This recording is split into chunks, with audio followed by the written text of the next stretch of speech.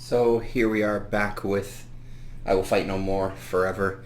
Going to take a look at the map in a little more detail, talk about a couple of things, and then talk about the sequence of play and how we got to where we were. A couple of things to point out first. Because I wasn't crazy about the way the rules were set up, I made myself a bit of a cheat sheet here.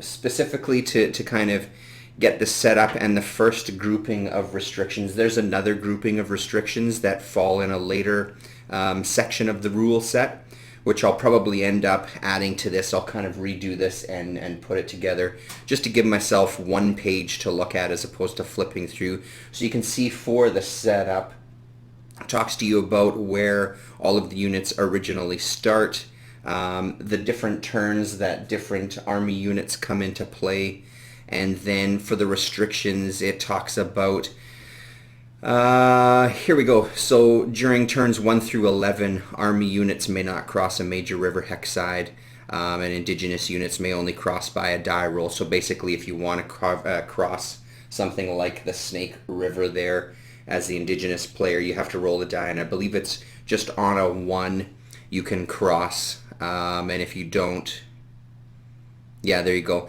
On any other result, the unit may not cross and may move no further that turn, so they're kind of stopped in their tracks. And then it talks about the hexes that army units cannot enter, so from 1901 all the way to 3101, which is up here. 1901 all the way to 3101, just under turn 29 there, so they can't cross into there. 1 through 9, we've spoken about this. The indigenous player has to stay within Idaho boundaries. 10 through 25, the indigenous units may move anywhere on the map except that they may not enter the hexes completely north of the Canadian border. At the conclusion of turn 25, the indigenous village unit, which is Chief Joseph here, is the indigenous village unit. And at least 2 warrior band units must be somewhere south of the Yellowstone River and east of hex row 2800. So 2800, which is this hex row here, so they have to be somewhere in here. Basically, oh, here's Yellowstone River right here. What did it say? South of Yellowstone? Yeah, must be somewhere south of Yellowstone River east.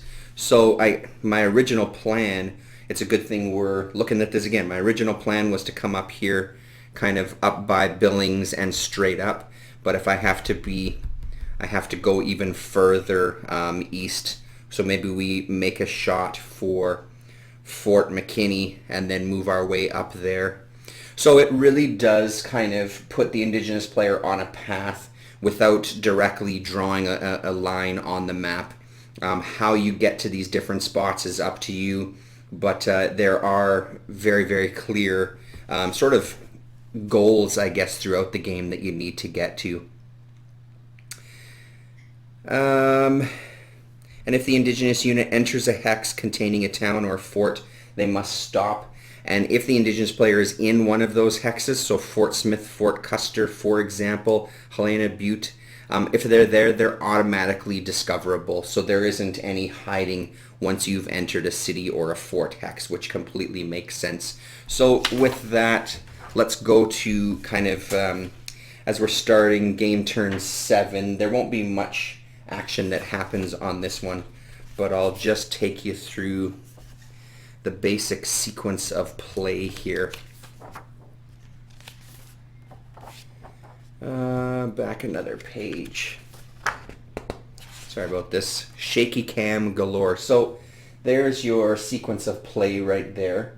So the indigenous supply determination phase, which, as we spoke about before, if you're on a minor river hex like Chief Joseph and his gang are, and Looking Glass and his gang, if they're on a minor river, they're in supply. And or if they are beside a major river like this, then they're also considered in supply. But again, that in supply All it does is it allows you to use your fast movement, and as the indigenous player, once you've used it, you have to wait 3 turns before you can use it again. So it gives you that little get up and go before, to give you a little bit of a chance. So then it goes to movement phase and then combat declaration phase, which again, if you haven't been discovered previously by the army players, you cannot declare combat just yet. And then it goes to the army. So army supply, army movement, and army search. So army supply, as we've spoken about, is if you're in a town or a fort. Then the movement, same rules for the movement for the army units, 10, 16, 3, so 10 is their regular movement. And then the army search phase, which I haven't done yet. I just don't know what the best strategy is, and I think one of the things that happens with me sometimes during these war games that are kind of based on actual historic events, and especially if I'm playing them by myself, that first kind of battle is always a bit of a difficult thing. I'm never 100% sure when it should happen, or if I should take a chance. Because right now all of the units are stacked here. When you move to the tactical map, I have everybody laid out as to the units that will come into pass when we get to that tactical map. And I mean, looking at Olcott there specifically, that's a huge stack. So it's really putting the army units in a bit of a spot. So I'm never quite sure if it's the best time to just kind of dive in there and potentially lose units. But I think I do want to get to combat sooner than later. So let's run through turn 7 together, and then I'll play some turns on my own, and we'll go from there. So as I've said, that P1 on turn 10, that's when the indigenous player can leave the Idaho border. So for right now, they're sort of stuck here. The only movement that I could possibly do with them is just move them a little lower. My thinking of keeping them on these minor river hexes, though, is over time, all of these army units will just continue to get closer. I'm hoping that once turn 10 hits, I can step on the gas and do that, that 18 and that 13 and really start to gain some ground and get the hell out of there if I need to. I mean, my one of my only routes is kind of up through here and around, because yes, I can enter into these hexes where the mountains are. Well, I guess I could exit over here because there is a minor river. I'd have to read that rule again, though. My understanding of it was that anytime you're in it, even when you're going from mountain hex to mountain hex, if there's not a river running through that hex side, you can't enter that hex, period. So for example, here I could enter here and leave out there, or camp out there basically in the mountains, because as we've spoken about, when they come to searching in the mountains is extremely difficult for the army players. So the chances of them, and now that I'm saying that out loud, that might be the move. There is a minor river hex there anyway, so I wonder if we explore that and see what we can do there. Sorry about this. Let's try this. So what do we got? We got both of those are a movement of 11. There's no stacking limits with this game. You can have as many counters and as many units in a particular hex as you want.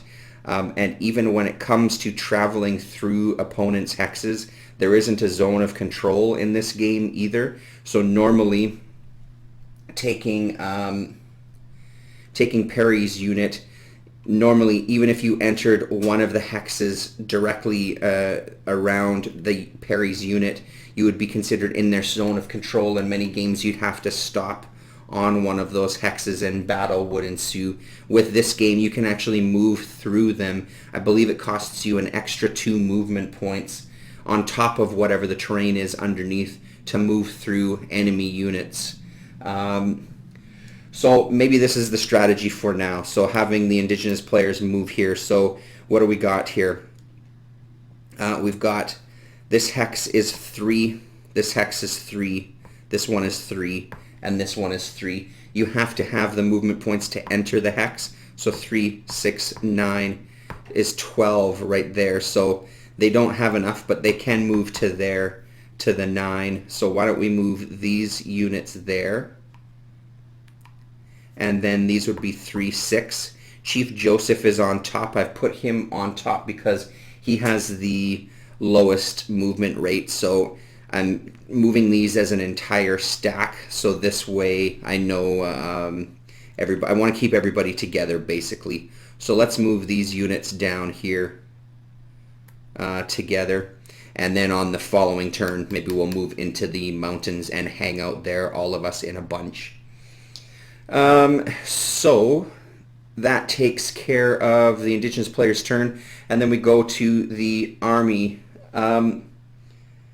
All of these units here are on standby to rush over the major river. Up until turn 11, they can't do anything moving past that. So again, my thinking is here, they're all of them in line to get into a town or a fort where then they can be in supply and then kick into their high gear and start moving their way across the country to intercept. These units here, Washington, I believe I was going to Helena here is the track that we were on. So that's 10. So that would be 2, 4, 5, 6, 7 would get them there. So let's do that. We'll move to Helena. So again, if they need to, they can utilize that 16 because they're in supply. What was the thinking here? I think the thinking here was, let me just see what I got. So I have one unit that's not in play yet in Virginia City. And I think the thinking here was the same, to move down and start to intercept, look to intercept. And I think I'm going to stick with that. I feel like I want to kind of get into it and at least explore that part of the game. So we've got 3. So again, because there's no minor river going through, the way I understand it is I believe it's entering the hex, so leaving the hex is fine, but I think I'll maybe go around. So that's 3, 6, 9, which puts them there. So why don't we go for that? Ron is going to stay exactly where he is. He's kind of there to be able to cover some of this ground, as are these units up here once they become active. They're here specifically to kind of cover, and these ones just to bring up the rear, so to speak, and try to just block the indigenous player in somewhere. So that's the basics of a turn, and in this part of the game, it's not the most thrilling because there's not much action happening. So the last thing you do is we just move the game turn to game turn number 8, and we'll start again. So I'll check back in with you in a few more turns once we see things get a little spicier. So what do I end up doing? I run through all of the restrictions and everything that you can and cannot do, and without thinking I completely break those restrictions by crossing the border out of Idaho. I realized just as I was about to start the next game turn that I must be nuts. So that strategy won't work for now. So my next line of thinking is actually to go back to Hex 1615, just underneath Bannock City. With that same idea in mind, I just wonder if it's worth it though, because that's now, I'm backtracking, so when the turn does come where I can breach the border, I'm even further away from where I was. So I quickly abandoned that idea and thought maybe the best course of action is even to move myself down onto the border. So move Chief Joseph and his gang down here, and Looking Glass and his gang down to 2018 there. Oh, there you go, sorry. 2018 there, just to get them that much closer. So when it does come time, they can go 3, 6, 9. They can jump right in there. Joseph's band can go 3-6 and be right in to get in there. Again, it's part of the thing of playing against yourself, playing this kind of thing solo. Yeah, I just don't know what the best strategy is, so we're going to go for that because these units have enough movement points to get down there, because these hexes are 1 each, and then this Looking Glass and his band there, they have the ability to get there, and we'll go from there. So it brings us that much farther from any units, and then everybody else's movement still stands. Nothing else changes for the army player.